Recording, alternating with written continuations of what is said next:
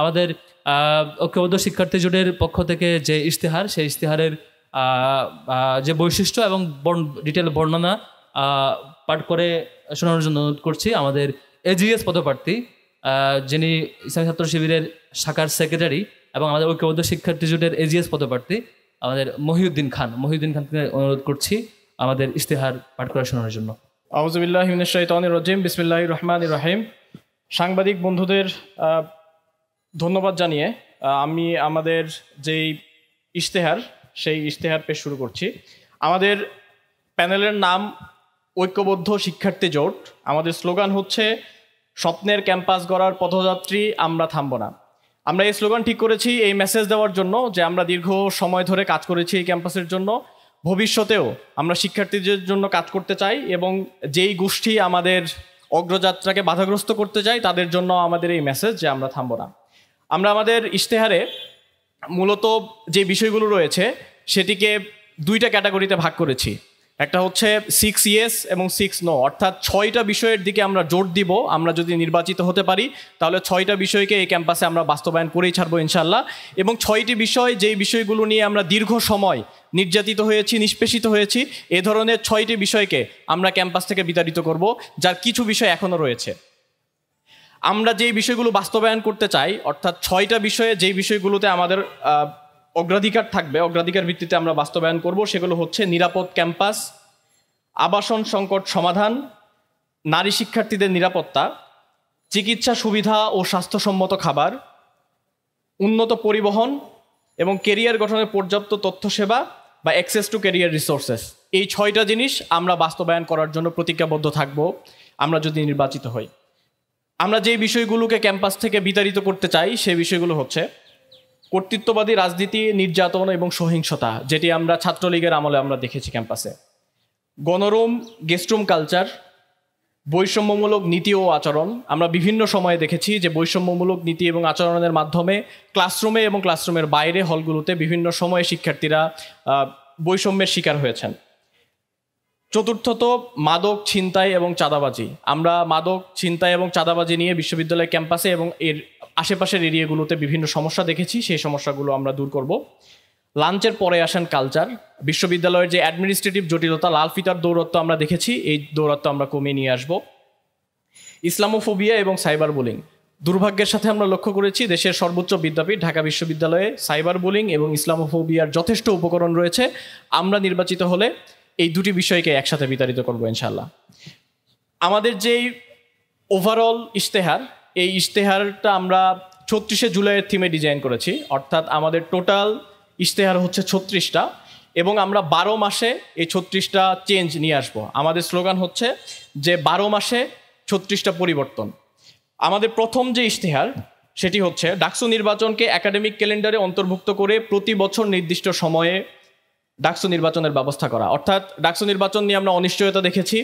আমরা বারবার বলেছি ডাকসু নির্বাচন কিভাবে হবে, এটির জন্য শিক্ষার্থীদের যে প্ল্যাটফর্ম, অর্থাৎ ডাকসুর নিজের সে থাকা দরকার। কিন্তু এবারও আমরা এ ধরনের যেই প্রস্তাবনা, সেই প্রস্তাবনা দেওয়ার পরও বিশ্ববিদ্যালয় কর্তৃপক্ষ সেটিকে আমলে না নিয়েই আগের মতো স্বৈরাচারী কায়দায় ভিসির যেই, অর্থাৎ ডাকসুর যিনি সভাপতি থাকেন, তার একচ্ছত্র এক ধরনের ক্ষমতা দিয়ে রেখেছে। আমরা এটার প্রতিবাদ জানিয়ে আমরা যেটা বাস্তবায়ন করতে চাই, আমরা নির্বাচিত হলে অবশ্যই এটা এনশিওর করব যে ডাকসু নির্বাচন ক্যালেন্ডার ভিত্তিতে হবে। আমাদের দ্বিতীয় ইশতেহার হচ্ছে ঢাকা বিশ্ববিদ্যালয়কে ফ্যাসিবাদের দোষরমুক্ত করা, ফ্যাসিবাদের চিহ্ন ও ফ্যাসিবাদী কাঠামো ব্যবস্থা, সংস্কৃতি ও চর্চার পুনরুৎপাদন রোধ করা, গেস্টরুম গণরুম কালচার ফিরে আসার সকল পথ রুদ্ধ করা, 15 জুলাই ঢাকা বিশ্ববিদ্যালয়ে নিষিদ্ধ ছাত্রলীগ কর্তৃক নৃশংস হামলায় জড়িত সন্ত্রাসীদের একাডেমিক, প্রশাসনিক ও আইনি শাস্তি নিশ্চিত করা। একই সাথে সাম্য, মুফাজ্জল ও আবু বকর হত্যাসহ ফ্যাসিবাদী আমলে সংগঠিত সকল নিপীড়নের সুষ্ঠু তদন্ত ও বিচার নিশ্চিত করা। আমাদের তৃতীয় ইশতেহার হচ্ছে প্রথম বর্ষ থেকে প্রত্যেক শিক্ষার্থীর বৈধ সিট নিশ্চিত করা, আবাসন সংকটের অস্থায়ী সমাধান হিসেবে অস্থায়ী হোস্টেল বা মাসিক আবাসন ভাতার ব্যবস্থা করা এবং স্থায়ী সমাধান হিসেবে হল নির্মাণের উদ্যোগ গ্রহণ করা। চতুর্থ ইশতেহার হচ্ছে নিরাপদ ও স্বাস্থ্যকর খাদ্য নিশ্চিতকরণে হল ও অন্যান্য ক্যান্টিন ক্যাফেটেরিয়াগুলোতে পুষ্টিবিদের মাধ্যমে স্বল্প মূল্যে পুষ্টিকর খাবারের মেনু প্রণয়ন এবং 3 মাস অন্তর খাবার মান পরীক্ষা করা। প্রত্যেক ফ্যাকাল্টিতে মানসম্মত ক্যাফেটেরিয়া ও ক্যান্টিনের ব্যবস্থা করা। আর্থিক সংকট থাকা শিক্ষার্থীদের জন্য প্রশাসনের পক্ষ থেকে বিশেষ মিল ভাউচার চালু করা। 5 নম্বর ইশতেহার হচ্ছে নারী শিক্ষার্থীদের জন্য নিরাপদ পরিবহন নিশ্চিত করা, ছাত্রী হলে পুরুষ কর্মচারী যথাসম্ভব কমিয়ে আনা এবং প্রক্টোরিয়াল টিমে প্রয়োজনীয় সংখ্যক নারী সদস্য নিয়োগ দেওয়া। ইশতেহার 6, ছাত্রীদের জন্য ছাত্রী হলে প্রবেশের বিধিনিষেধ শিথিল করা, বিশ্ববিদ্যালয়ের পরিচয়পত্র প্রদর্শন সাপেক্ষে অনাবাসিক শিক্ষার্থীদের হলে প্রবেশের অনুমতি দেওয়া, ছাত্রী হলে অভিভাবকদের জন্য গার্ডিয়ান লাউঞ্জ স্থাপন করা। ইশতেহার 7, ছাত্রীদের জন্য মাতৃত্বকালীন ছুটির বিধান কার্যকর করা, মাতৃত্বকালীন সময়ে পরীক্ষায় অংশগ্রহণের জন্য ক্লাসে উপস্থিতির বাধ্যবাধকতা শিথিল করা। ইশতেহার 8, কমন রুমে নারী কর্মচারী নিয়োগ দেওয়া, মা শিক্ষার্থীদের জন্য ব্রেস্ট ফিডিং রুম এবং চাইল্ড কেয়ার কর্নার নির্মাণ করা। ইশতেহার 9, বিশ্ববিদ্যালয়ের প্রশাসনিক ভবনে সেবাকেন্দ্রিক লাল ফিতার দৌরাত্ম্য নিরসন করে পেপারলেস রেজিস্টার বিল্ডিং গড়ে তোলা। উচ্চশিক্ষায় বিদেশ গমনেচ্ছু শিক্ষার্থীদের জন্য ওয়ান স্টপ সার্ভিস চালু করা। ইশতেহার 10, ডাকসু ওয়েবসাইট উন্নতকরণ এবং অ্যাপের মাধ্যমে অ্যাক্সেস টু রিসোর্সেস নিশ্চিত করা ও স্বচ্ছতা বৃদ্ধি করা। ইশতেহার 11, শিক্ষক মূল্যায়ন পদ্ধতিকে আরও কার্যকর করা এবং প্রতিটি বিভাগে উন্নত বিশ্ববিদ্যালয়গুলোর আদলে মেন্টরশিপ প্রোগ্রাম চালু করা, প্রত্যেক ফ্যাকাল্টিতে লাইব্রেরি ও কম্পিউটার সেন্টার স্থাপন করা। ইশতেহার 12, শিক্ষার্থীদের নিয়ে রিসার্চ বিষয়ক কর্মশালা করা, আন্তঃবিশ্ববিদ্যালয় গবেষণা ফেস্ট আয়োজন করা, স্মল রিসার্চ গ্র্যান্ট ও রিসার্চ ট্রাভেল গ্র্যান্ট চালু করা, গবেষণার পরিবেশ নিশ্চিত করা ও গবেষণা সহজলভ্য করা, নিয়মিত সেমিনার ও কনফারেন্সের আয়োজন করা এবং উচ্চমানের প্রকাশনা নিশ্চিত করা। ইশতেহার 13, কেন্দ্রীয় লাইব্রেরি, বিজ্ঞান লাইব্রেরি, হল লাইব্রেরি ও পাঠকক্ষ এবং ডিপার্টমেন্টের সেমিনার কক্ষ সম্প্রসারণ করা। এগুলোর আধুনিকায়ন নিশ্চিত করে রিসোর্সগুলো শিক্ষার্থীদের জন্য আরও সহজলভ্য করা, লাইব্রেরি সমূহ ডিজিটালাইজেশনের আওতায় নিয়ে আসা। ইশতেহার 14, সফট স্কিল ডেভেলপমেন্টের উপর ওয়ার্কশপের আয়োজন করা, উচ্চশিক্ষা ও কেরিয়ার বিষয়ক সেমিনার কর্মশালা, পাশাপাশি ক্যাম্পাসে জব ফেয়ার আয়োজন করা, তরুণ উদ্যোক্তাদের নিয়ে স্টার্ট আপ সামিট আয়োজন করা।